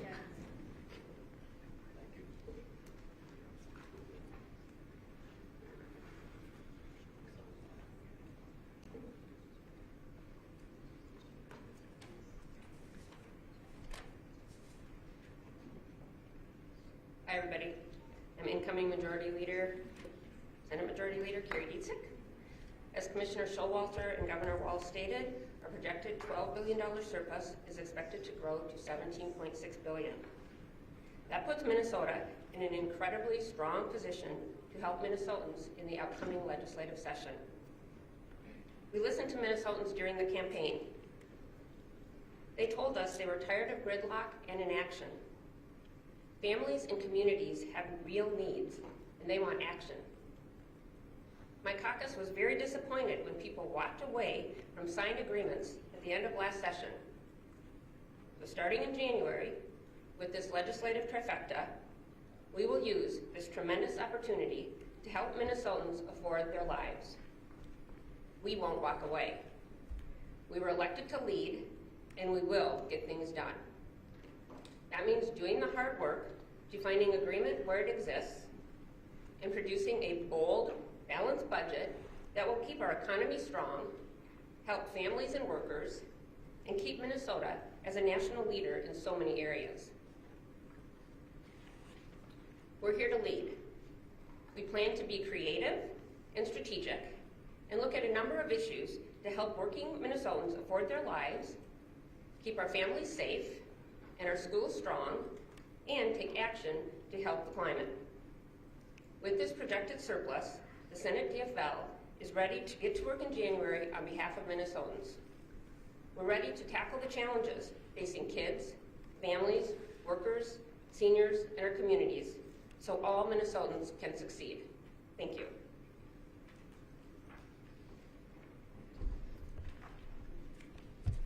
Good afternoon. I am incoming Majority Leader Jamie Long, and I'm joined here by incoming Majority Whip Athena Hollins. And we just came off the campaign trail, and we heard loud and clear from Minnesotans their concerns for their families, for their neighbors, and their communities.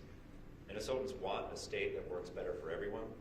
They want a legislature that delivers instead of getting mired in gridlock. Just as important, Minnesotans delivered a message about what they don't want. Minnesotans don't want to cut taxes for the rich at the expense of fully funding our public schools. Minnesotans don't want drug companies to be able to charge exorbitant prices. And Minnesotans don't think that politicians should interfere in their personal private decisions. Minnesotans have given us a tremendous privilege by electing only the second trifecta in the past 40 years in this state. And now this projected budget surplus means we can respond to Minnesotans' needs and deliver results. Far too many Minnesotans are living paycheck to paycheck. We are in the midst of a housing crisis in our state. Schools are laying off teachers and staff. Employers of all sizes are facing hiring challenges and asking for support with childcare, transportation, and workforce needs. Too many workers still have to choose between a paycheck or taking time to care for themselves or their families. Farmers and entire communities are already suffering from the impacts of climate change.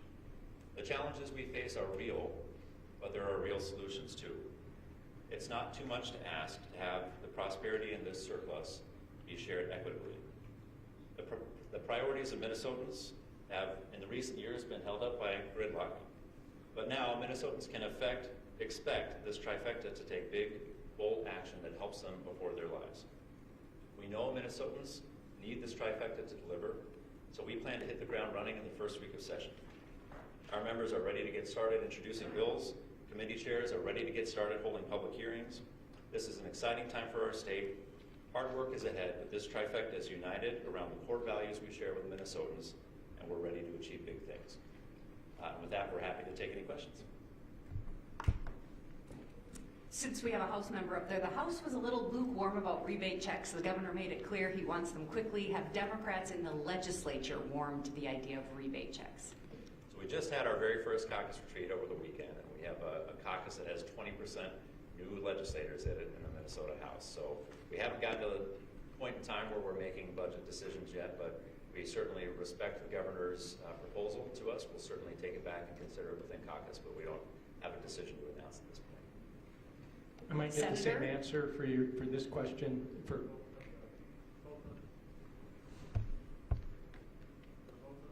Yeah, could you take the same question? Rebates, how do you feel about them?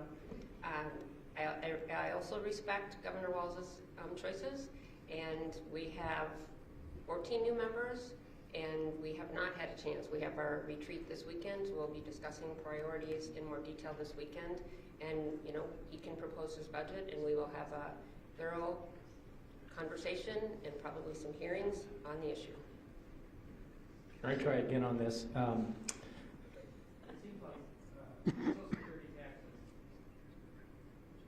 Social Security tax cuts were never something that were particularly favored in DCOM, meaning elimination of Social Security tax sort of applies to the recipients as well. like maybe y'all surrendered on that in the last, end of last session.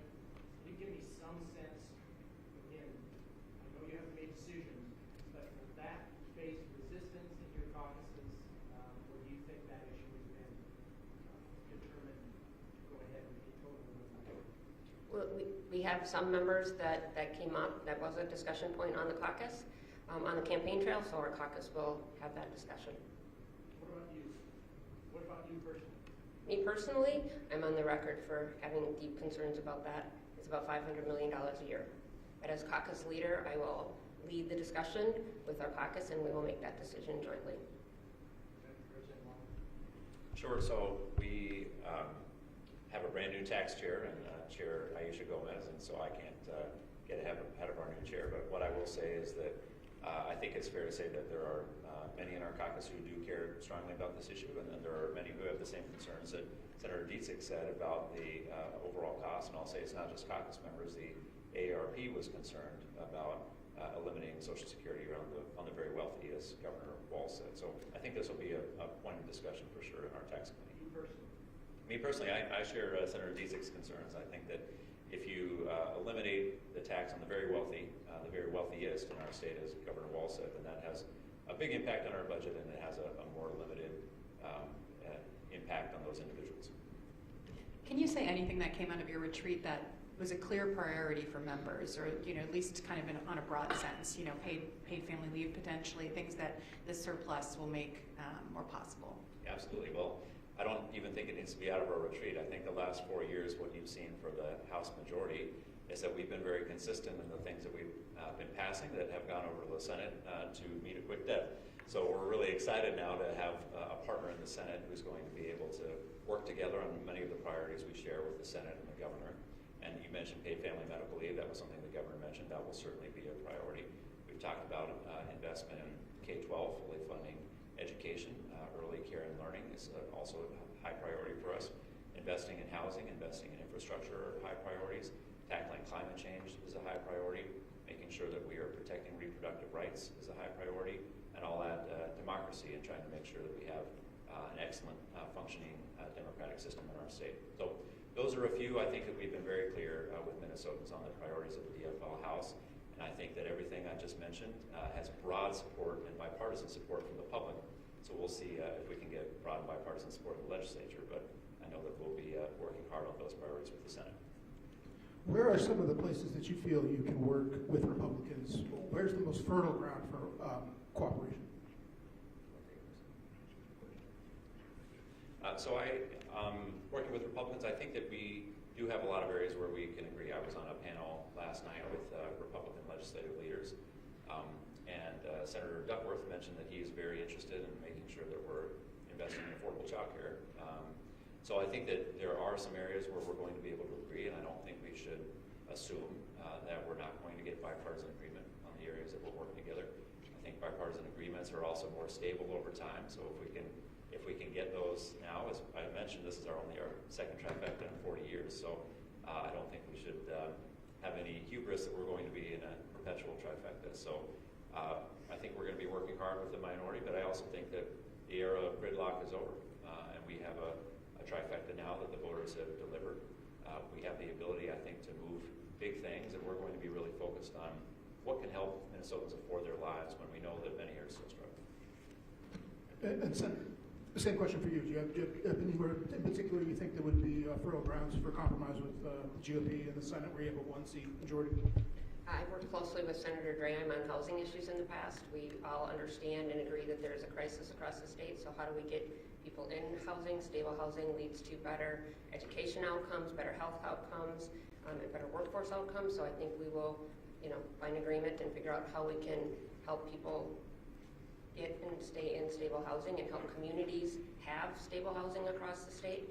Child care, like Representative Long brought up, I think that is a big issue that we have found, we heard on the campaign trail, and the Republicans have mentioned how do we find and make sure that people can afford child care.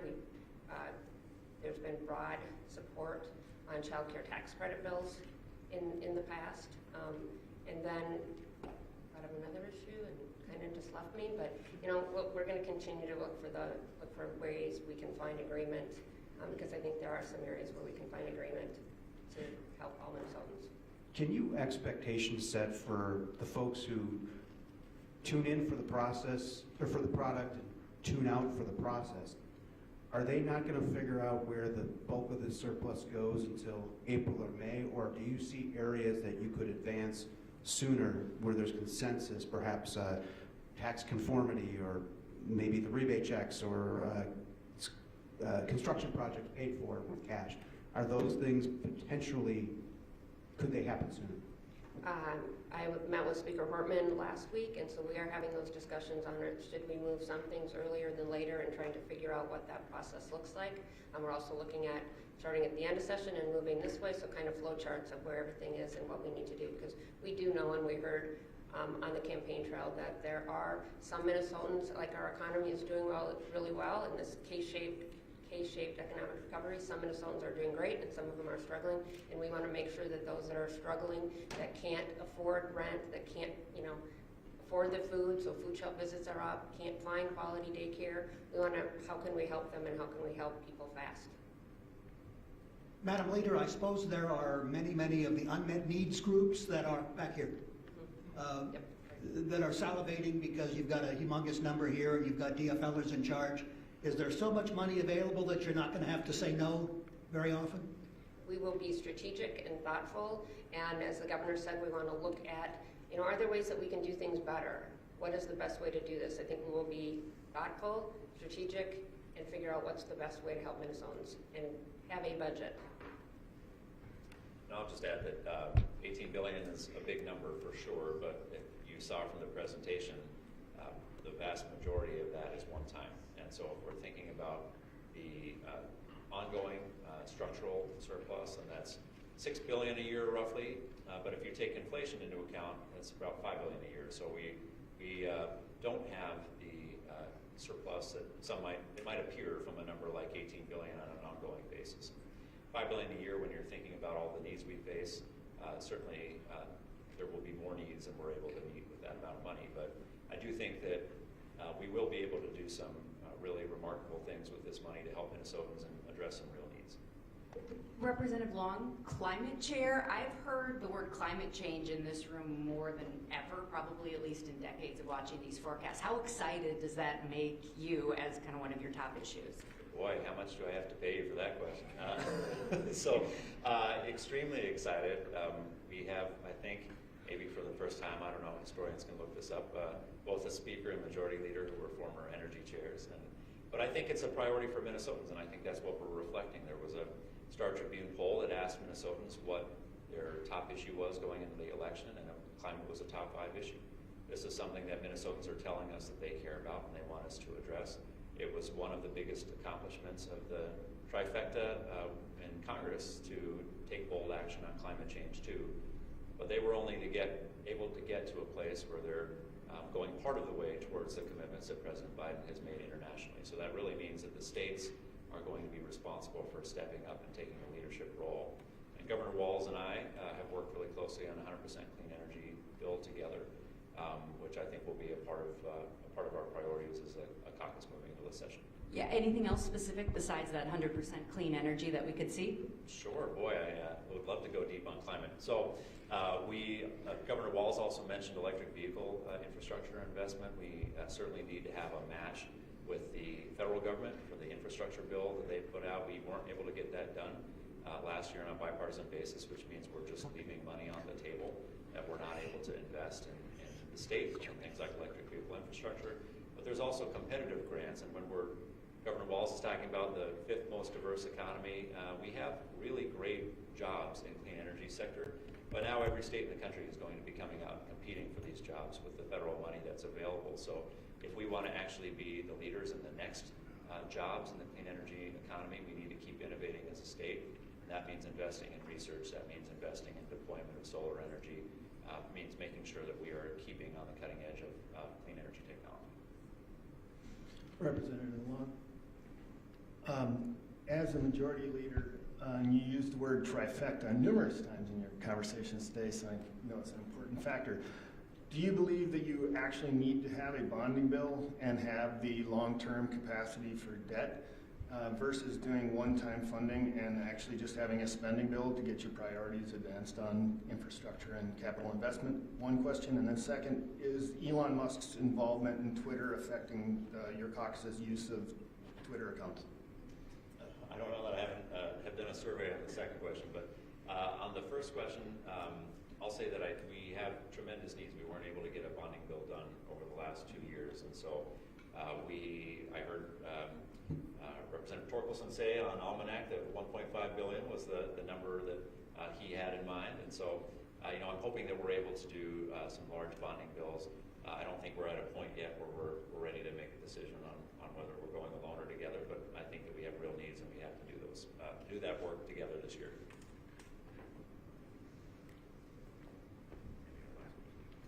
Your position on that as well?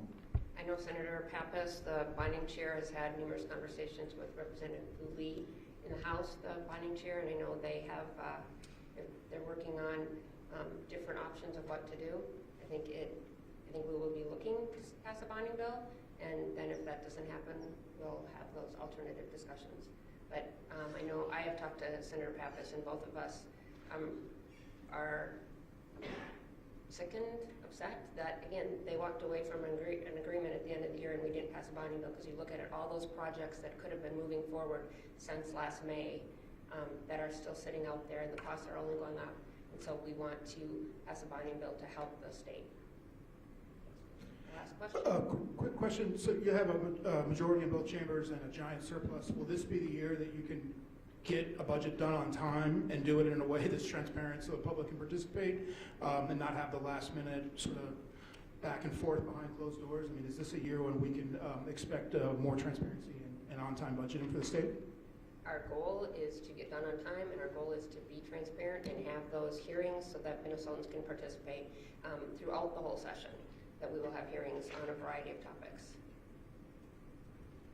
I guess the only thing I'll add is that I think that divided government has forced an end of session, everything in high stakes negotiation, and I don't think we're going to need to be in that circumstance. I think that you're going to see things moving earlier, you're going to see things moving individually, and so I think this will be a session with a high level of transparency for the public and where we can be proud of the work we're doing together. So thank you all very much. Appreciate your time. Can I get one more? We haven't heard from Whip Collins. Could I bring her up? In light of the record amount of diversity coming into both the House and the Senate and your membership, what could we see in terms of diversity, equity, inclusion legislation getting at some of the gaps, achievement gap, ownership gap, you name it? Could you briefly address that? Sure. Thank you for the question. Well, I think that we've really talked a lot about the things that were left on the table last year that addressed a ton of the equity questions that are at play. We know that we have deep disparities in almost every area that we're looking at, right? From housing, education, I mean, everything that you can think of, we absolutely need to invest in equity. And so that's going to be one of our top priorities, and we're really thinking about it in a more holistic way. So not specific bills that address equity necessarily, but making sure that it's a part of our entire thought process and our work process as we go forward. And so part of that is working with our diverse members, making sure that they are represented across the entire spectrum of the work that we're doing within committees and in conference committees, presumably, so that we can get the best possible outcomes for all Minnesotans. Thank you.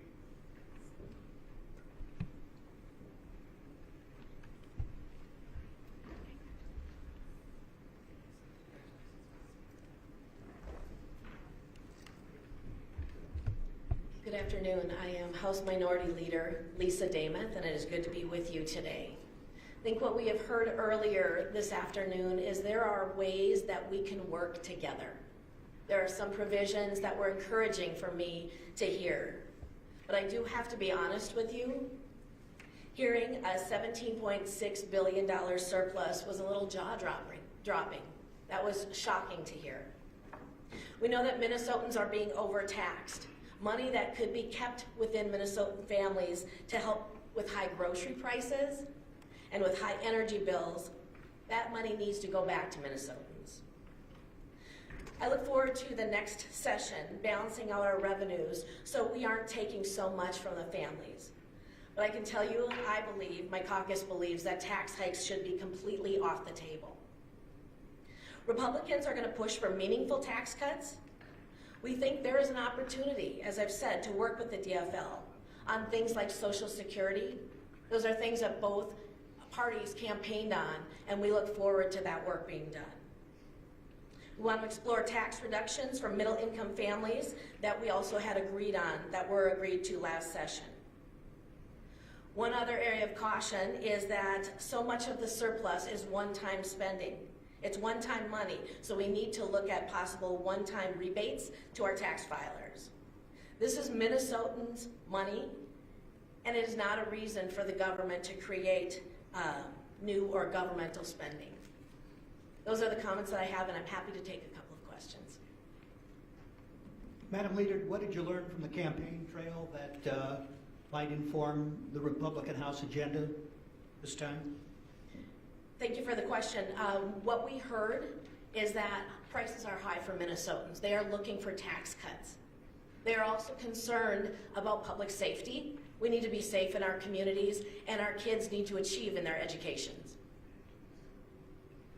You mentioned tax rebates. Does that suggest possible openness to the Walls checks idea if he's going to be bringing that back this session? I would possibly consider one-time rebates to our filers. It's a discussion that we would have as a caucus. What about a bonding bill? Do you have a sense of what kind of size your caucus might be open to? Are there priorities or spending proposals that you might not be interested in a bonding bill? I think Governor Walz mentioned money for Minneapolis and Lake Street. In the bonding bill, we've always supported that core infrastructure, our roads, our bridges, wastewater infrastructure. Those are things that we would consider.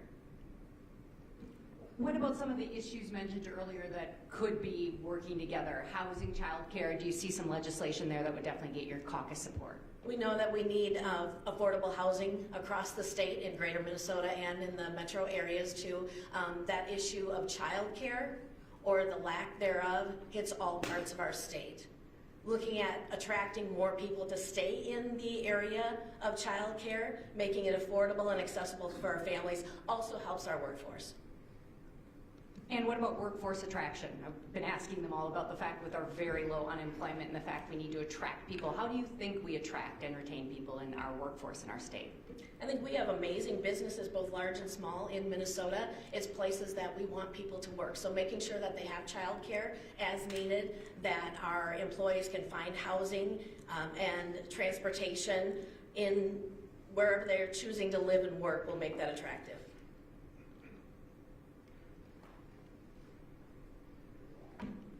Can I ask a question over here? Anybody else? Oh, you want to go ahead? Yeah, quick one. Would you favor tying any of these, like local government aid increases to like some type of a mechanism that says the money has to be used to deliver property tax relief? And they can't just be absorbed by the local budgets? I think we need to have all of those discussions as we're working through into the session, both at the caucus level and then in committee. I guess my question was similar as far as delivering some money to the local governments regarding public safety. We need to attract people into the area of public safety. We need to increase law enforcement, make sure that that is an area that people want to work in and to keep our communities safe. So I don't want to complete your sentence, but are you saying that you guys would be supportive of similar things that you were talking about last session, meaning helping locals recruit, maybe bonuses, retention bonuses, training support, things like that? Those are all areas that we would consider, yes. How much are you expecting the DFL trifecta, as they've been talking about it, to ask for your help or to be partner, to want to partner with you, versus them kind of running over your caucus wishes? I mean, are you bracing for tension in the legislature this year? That's an interesting question, bracing for tension in the legislature. I think that always can happen.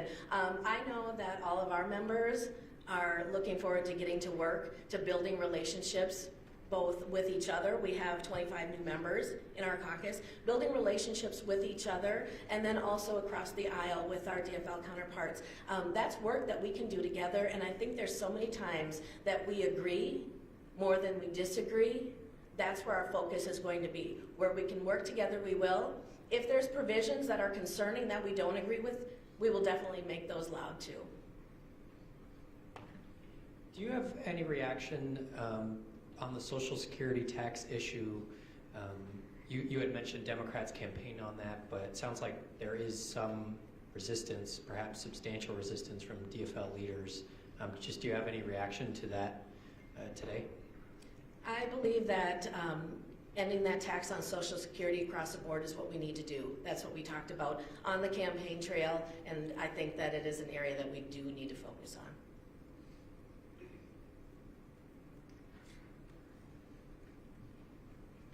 Thank you.